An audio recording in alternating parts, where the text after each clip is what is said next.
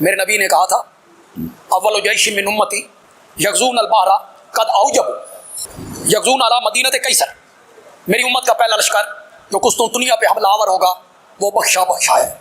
بخاری کے متن میں موجود ہے کہ قسطنطنیہ پر جو پہلا لشکر روانہ ہوا تھا علیہ یزید ابن معاویہ، اس کا سالار کون تھا؟ کس کتاب میں لکھا ہوا ہے؟ یزید اگر قتل حسین میں ملوث نہیں تو اس نے قاتلوں سے بدلہ کیوں نہیں لی؟ کیا حضرت علی رضی اللہ تعالیٰ عنہ نے حضرت عثمان کے قاتلوں سے بدلہ لے لیا تھا؟ وہ کہتے ہیں قسطنطنیہ والی جو بشارت ہے وہ یزید پہ فٹ ہوتی ہے۔ بخاری میں حدیث ہے میری امت کا پہلا گروہ جو کیسر روم کے شہر پہ حملہ کرے گا وہ بخشے ہوئے ہیں۔ اچھا، قسطنطنیہ کا ذکر نہیں ہے، کیسر روم کا شہر یہ ذکر ہے، اور کیسر روم کا شہر نبی الاسلام کے زمانے میں حمص تھا۔ وہ تو بعد میں وہ بھاگ کے قسطنطنیہ چلا گیا جان بچانے کے لیے، جب اسے نظر آیا کہ مسلمانوں کی فوجیں وہاں تک پہنچ جائیں گی۔ تو اگر اس کو مانا جائے تو یہ بشارت ابو عبیدہ ابن جرح رضی اللہ تعالیٰ عنہ پہ فٹ ہوتی ہے۔ اور اگر قسطنطنیہ کو آپ نے ماننا ہے تب بھی ذکر ہے پہلا لشکر، پہلا لشکر، کوئی بھی لشکر نہیں۔ قسطنطنیہ پہ تو درجنوں حملے ہوئے ہیں، پہلا لشکر کون سا تھا؟ وہ کہتے ہیں بخاری میں لکھا ہے کہ ابو ایوب انصاری رضی اللہ تعالیٰ عنہ اس لشکر میں شریک تھے، وہ فوت ہوئے اور یزید نے ان کا جنازہ پڑھایا، تو ثابت ہو گیا یزید جنتی ہے۔ ہم کہتے ہیں یہ ثابت ہوا، یہ کہاں سے ثابت ہوا کہ وہ پہلا لشکر تھا؟ اس میں تو نہیں لکھا ہوا پہلا لشکر۔ ہم آپ کو بتاتے ہیں وہ پہلا لشکر نہیں تھا، وہ 7واں لشکر تھا۔ اگر 2 لشکر بھی گئے ہونا تب بھی وہ پہلا نہیں ہے، وہ بعد والا ہے۔ پہلا لشکر وہ ہے جو سنن ابی داؤد میں موجود ہے۔ ایک صحابی کہتے ہیں ہم قسطنطنیہ پہ حملے کے لیے جب گئے، ہمارے لشکر کے امیر عبد الرحمن بن خالد بن ولید تھے، حضرت خالد بن ولید کے بیٹے، یزید نہیں تھا۔ اور ابو ایوب انصاری بھی ہمارے ساتھ تھے، انہوں نے ہمیں ایک آیت کی تفسیر سمجھائی، اور پھر ابو ایوب انصاری قسطنطنیہ کے تمام حملوں میں شریک ہوتے رہے، حتیٰ کہ ایک حملے کے دوران وہ فوت ہوئے اور وہیں پہ دفن ہوئے۔ آج بھی ان کا مزار موجود ہے ترکیے میں، اب وہ مسلمانوں کے پاس ہے نا، استنبول۔ تو ابو داؤد میں یہ حدیث موجود ہے کہ اس وقت جو لشکر گیا تھا اس کے امیر کون تھے؟ خالد ابن ولید کا بیٹا، اور اس کے بعد مسلسل وہ شریک ہوتے رہے حتیٰ کہ ایک حملے میں وہ فوت ہوئے۔ تو جس میں فوت ہوئے وہ تو بعد میں ہوگا نا، جس میں زندہ تھے وہ پہلے۔ تو اگر 2 بھی ہوتے تو پھر بھی وہ دوسرا ہے، ویسے یہ 7واں ہے۔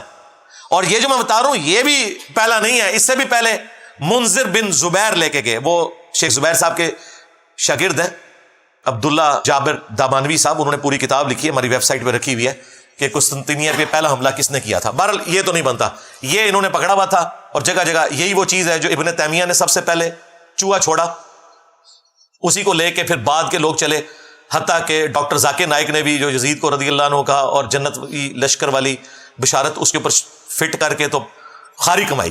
میں نے اسی وقت ان کے خلاف ویڈیو ریکارڈ کروائی تھی اور ان کی علمی اصلاح کی کوشش کی تھی۔ باقی جو ان کی علمی خدمات ہیں وہ اپنی جگہ، لیکن یہ ان سے بہت بڑا بلنڈر ہوا ہے اور دعوت حق کو نقصان ہوا ہے ان کے اس ایٹیچیوڈ کی وجہ سے۔ تو میں نے کہا تھا یار ابن تیمیہ کی تقلید چھوڑو، میں نے بخاری اور ابو داؤد سے ثابت کیا ہے کہ وہ پہلا لشکر نہیں تھا، اور یہ ہمارے استاد شیخ زبیر صاحب نے پہلی دفعہ جرت کی الحدیث رسالے میں یہ پورا تحقیقی مضمون لکھا۔ پھر ہمارے جو دوسرے استاد تھے مولانا اسحاق صاحب، انہوں نے باقاعدہ اپنے جمعے کے خطبے میں شیخ زبیر صاحب کی تعریف کی، اور انہوں نے کہا اس وقت ان سے بڑا کوئی محدث نہیں ہے۔ اب تو اہل حدیثوں کو اپنے گھر کی خبر پتہ چل گئی ہے کہ ان کے اپنے بڑے محدث نے بھی بتا دیا کہ یہ ابن تیمیہ نے غلط بشارت فٹ کی تھی، ڈاکٹر ذاکر نائک نے غلط فٹ کی تھی۔ احادیث کی روشنی میں قسطنطنیہ کا وہ والا لشکر جو پہلا لشکر تھا جس کے لیے بشارت تھی، اس میں یہ شامل ہی نہیں تھا۔ اور جس زمانے میں گیا اس وقت تو یزید دودھ پیتا بچہ تھا، 6 سال سے کم ہی عمر تھی اس کی، بہت زیادہ بھی لگا لے۔ فتح تو خیر یہ صحابہ سے بھی نہیں ہوا، قسطنطنیہ تابعین سے بھی نہیں ہوا، تبع تابعین سے بھی نہیں ہوا۔ یہ 9ویں صدی ہجری میں نبی الاسلام کی وفات کے آلموسٹ 900 سال کے بعد، 850 تقریباً سال کے بعد یہ فتح ہوا۔ 19 مئی 1453 سلطان محمد فاتح، اس کے اوپر انہوں نے ایک فلم بھی بنائی ہے ترکیے والوں نے۔ آج چل رہا ہے 7 محرم 1446 ہجری بمطابق 14 جولائی 2024، یہ فتح ہوا 19 مئی 1453، یعنی آلموسٹ 8 سے سمجھ لیں 600 سال پہلے۔ ارطغرل کی اولاد میں سے جو 7واں سلطان تھا، سلطان محمد فاتح، اس کی عمر اس وقت 24-25 سال تھی، اس نے قسطنطنیہ کو فتح کیا۔ لیکن وہ فتح کرنے والے کے لیے بشارت نہیں تھی، بشارت تھی جس نے پہلا حملہ کیا. وہ فتح کرنے والے کے لیے جو بشارت ہے مسند احمد میں کہ وہ بڑا اچھا امیر ہوگا، وہ روایت سندن صحیح ثابت نہیں ہے. لیکن جو جنت کی بشارت تھی وہ پہلے لشکر کے لیے تھی. یہ جناب ٹوٹل ان کی گیم تھی جس سے انہوں نے جنتی اسے ڈکلیئر کیا ہوا تھا. اور یوں آگے ہم نہیں کہتے وہ جہنمی ہے، اس کا معاملہ اللہ کے سپرد، لیکن جھوٹی بشارتیں تو جنت کی فٹرا نہ کریں. کہتے ہیں جی اللہ تعالیٰ چاہے تو یزید کو بخش بھی سکتا ہے. دیکھیں کیسے غیر محسوس طریقے سے اس کی جھوٹی وکالت کرتے ہیں. کہتے ہیں جی آپ کو کیا تکلیف؟ ہمیں کوئی تکلیف نہیں بھائی، ہم تو کہتے ہیں سارے بخشے جائیں، کوئی مسئلہ نہیں. یہ اللہ کا اپنے بندوں کے ساتھ معاملہ ہے، ہمارے ساتھ کوئی اس کا معاملہ نہیں ہے. لیکن آپ جھوٹی جنت کی بشارتیں فٹ کرو، یہ بالکل غلط ہے. اور دوسرا یہ اتنا آسان معاملہ نہیں ہے. کہتے نہیں قرآن میں لکھا ہے اللہ تعالیٰ چاہے تو شرک کے سوا ہر گناہ معاف کر سکتا ہے. بالکل، ان اللہ لا یغفر ان یشرک بہ ویغفر ما دون ذلک لمن یشاء. بے شک اللہ تعالیٰ قیامت کے دن ہر گناہ کو معاف کر دے گا اگر دنیا میں توبہ نہ کی ہوئی. دنیا میں کی ہوئی تو دنیا میں معاف، سوائے شرک کے. شرک آخرت میں بھی معاف نہیں ہونا اگر بغیر توبہ کے مرے. لیکن اس کے سوا ہر گناہ معاف کر دے گا لمن یشاء، جس کے لیے چاہے گا. مراد کیا؟ جس کے لیے نہیں چاہے گا نہیں کرے گا. شرک کے علاوہ کون سا ایسا گناہ ہے جو معاف نہیں ہو سکتا؟ وہ قرآن میں لکھا ہوا ہے سورۃ النساء میں، جس نے ایک مؤمن کو ناحق قتل کیا اس کی سزا ہمیشہ کی جہنم ہے. اسی سورۃ النساء میں جس میں لکھا تھا شرک کے علاوہ ہر گناہ معاف ہو جائے گا جس کے لیے چاہے گا، اوپن لائسنس وہاں بھی نہیں تھا. اسی سورہ النساء میں لکھا ہوا ہے کہ مؤمن کا قتل ناحق ہمیشہ کی جہنم ہے. لو سامو. اور ابو داؤد میں اس کو سپورٹیو حدیث ہے کہ نبی علیہ السلام نے فرمایا اللہ تعالیٰ یا تو شرک کو معاف نہیں کرے گا یا قتل ناحق کو معاف نہیں کرے گا. کیا حسین ابن علی کا قتل ناحق نہیں ہے؟ کیا یزید نے قاتلین حسین سے بدلہ لیا، کوئی سزا دی؟ بالکل نہیں. اس کے جواب میں پتہ کیا کہتے ہیں؟ حضرت علی نے حضرت عثمان کے قاتلین سے بدلہ لیا. یزید اگر قتل حسین میں ملوث نہیں تو اس نے قاتلوں سے بدلہ کیوں نہیں لی؟ کیا حضرت علی رضی اللہ تعالیٰ عنہ نے حضرت عثمان کے قاتلوں سے بدلہ لے لیا تھا؟ یہ بالکل مثال غلط ہے، کیونکہ حضرت عثمان حضرت علی کے دور میں تو شہید ہی نہیں ہوئے، وہ تو اپنے گورنروں کی وجہ سے شہید ہوئے اپنے دور خلافت میں خود. اس پہ میری تفصیلی ویڈیو دیکھ لیں حضرت عثمان کیوں شہید ہوئے. انہوں نے آپ کو ایک جعلی بات بتائی تھی، عبداللہ بن سبا تھا جس نے سارے صحابہ کو نعوذ باللہ گمراہ کر دیا، جس کا نام بخاری سے لے کے ابن ماجہ تک دنیا کی کسی حدیث کی کتاب میں جو مین کتابیں ہیں نام بھی نہ آئے. عبداللہ بن سبا یہ حضرت علی کے دور میں آیا تھا جسے حضرت علی نے قتل کروایا. حضرت عثمان کے ساتھ کوئی لینا دینا نہیں تھا. حضرت عثمان کی شہادت تو بنو امیہ کے گورنروں کی وجہ سے ہوئی جو بخاری مسلم میں موجود ہے. وہ آج ٹاپک نہیں. پچھلے دنوں جب ایک بریلوی نما رافضی نے حضرت عثمان کی توہین کی تو میں نے تفصیلی ویڈیو ریکارڈ کروائی تھی حضرت عثمان کیوں شہید ہوئے، وہ آپ دیکھ لیں. وہ بخاری مسلم سے میں نے ثابت کیا، بنو امیہ کی لکھی ہوئی تاریخ سے نہیں. صلاح الدین یوسف نے جو جھوٹ لکھے ہوئے ہیں اس کی بنیاد کے اوپر بخاری مسلم سے ثابت کیا. تو یہ بالکل غلط اینالوجی ہے. حضرت عثمان حضرت علی کے دور میں شہید نہیں ہوئے، لیکن حضرت حسین ابن علی حضرت معاویہ رضی اللہ تعالیٰ عنہ کے بیٹے یزید ابن معاویہ جس کی آپ جھوٹی وکالت کرتے ہیں اس کے دور ملوکیت میں شہید ہوئے ہیں. ویسے تو آپ کہتے ہیں حضرت عمر کہتے ہیں میرے دور حکومت میں اگر کوئی کتا بھی مر جائے فرات کے کنارے تو میں جواب دے ہوں، اور فرات کے کنارے حسین ابن علی شہید ہو جائیں تو وہ جواب دہ نہیں ہے اس وقت کا حکمران. مسند احمد میں حدیث ہے مولا علی جنگ صفین سے واپسی پہ نہروان جاتے ہوئے جب نینوا نامی جگہ سے فرات کے کنارے گزرے تو کہا اصبر یا ابا عبداللہ، اے ابو عبداللہ صبر کرنا صبر کرنا صبر کرنا.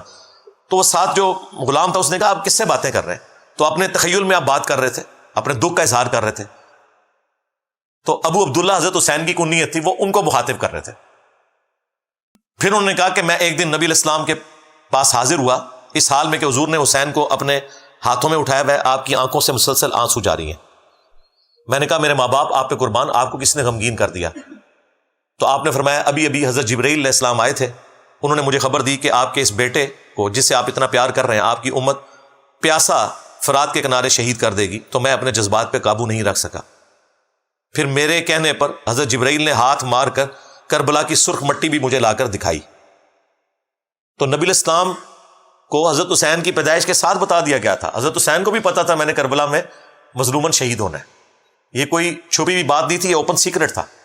پھر حضور کی وفات کے 50 سال بعد جب 61 ہجری میں یہ واقعہ ہوا تو مسند احمد میں موجود ہے، عبداللہ ابن عباس نے ایک خواب دیکھا. یہ کسی وہابی کا خواب نہیں ہے، کسی بریلوی کا خواب نہیں، دیوبندی کا نہیں، یہ صحابی کا ہے جو نبی اسلام کی شکل کو پہچانتا ہے، جس کے لیے گارنٹی ہے کہ اس شکل میں شیطان نہیں آ سکتا. دوپہر کے وقت کہتے ہیں میں نے دیکھا نبی اسلام کے بال بکھرے میں گرد آلود ہے، ہاتھ میں خون کی ایک شیشی ہے. میں نے کہا یا رسول اللہ میرے ماں باپ قربان، آپ کی حالت کس نے کر دی؟ تو نبی اسلام نے کہا کہ میں صبح سے حسین اس کے ساتھیوں کا خون جمع کر رہا ہوں کربلا میں. یہ ایک تمثیلاً ایک خواب دکھایا گیا، یہ نہیں کہ نبی اسلام وہاں پہ موجود تھے، یہ تمثیلاً ہے. کہتے ہیں میں گھبرا کے اٹھا، میں نے وہ تاریخ اور دن نوٹ کیا، اور کتنے عرصے بعد خبر آئی، کیونکہ اس زمانے میں میڈیا تو نہیں تھا، کہ 10 محرم الحرام 61 ہجری میں حسین ابن علی کو ان کے ساتھیوں سمیت کربلا میں شہید کیا گیا. نبی الاسلام اپنی وفات کے بعد بھی تمثیل کے طور پہ اللہ تعالیٰ نے دکھایا کہ حضور کا دل دکھا ہوا ہے جو کچھ حسین ابن علی کے ساتھ ہوا. اور مزے کی بات آپ کو بتاؤں، یہ حدیث شاہ اسماعیل دہلوی جو وہابیوں کا امام ہے، دیوبند اور اہل حدیث کا، جس طرح بریلویوں کے لیے عام مذہب بریلوی ہے، اس نے اپنی کتاب تقویت الایمان کے ساتھ جو تذکیر الاخوان لکھی نا، اس میں انہوں نے یہ حدیث مسند احمد کی لکھی اور لکھا یزید پلید. یہ آج یزید کو رضی اللہ عنہ کہتے ہیں، ان کا ابا کہتا تھا یزید پلید.